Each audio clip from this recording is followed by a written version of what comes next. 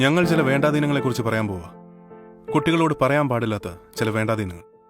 നീ കറുത്തതാ, നീ തടിയനാ, നീ മെലിഞ്ഞതാ, നിനക്ക് പൊക്കമില്ല, ഇങ്ങനെയുള്ള കാര്യങ്ങളൊന്നും തമാശയ്ക്ക് പോലും കുട്ടികളോട് പറയരുത്. അത് അവരുടെയൊക്കെ ഉള്ളിൽ അപഹർഷതാബോധവും ആത്മവിശ്വാസക്കുറവും വളർത്തും.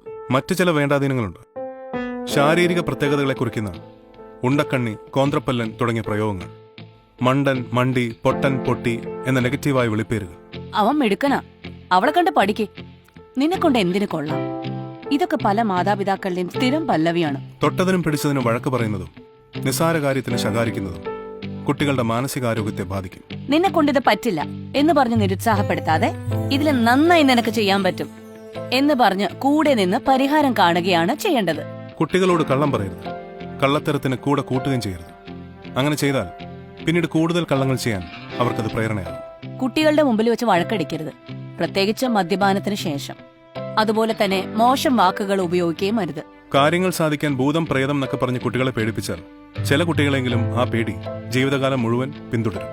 പെൺകുട്ടികളായാൽ അടക്കവും ഒതുക്കവും വേണം എന്ന ക്ലീശകൾ നമുക്ക് ഒഴിവാക്കാം. പെണ്ണായതുകൊണ്ട് മാത്രം ഇവിടെ അധികമായി ഒന്നും ശീലിക്കേണ്ടതില്ല. നീ ഒരാണല്ലേ? പല ആൺകുട്ടികളെയും നമ്മളിത് ഓർമ്മപ്പെടുത്താറുണ്ട്. അതവരുടെ മെയിൽ ഈഗോയെ വളർത്താനേ ഉപകരിക്കൂ. റോൾ മോഡൽസ് ആകണം അച്ഛനമ്മമാർ.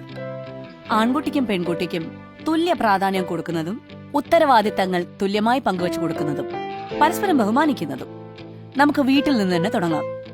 കുട്ടികളോടൊപ്പം കൂടുതൽ സമയം ചെലവഴിച്ച് ഓരോ ചൂടിലും അവരോടൊപ്പം നിന്ന് അവർക്ക് മാതൃകയായി നമുക്ക് വളരാം, നന്നായി വളർത്താം.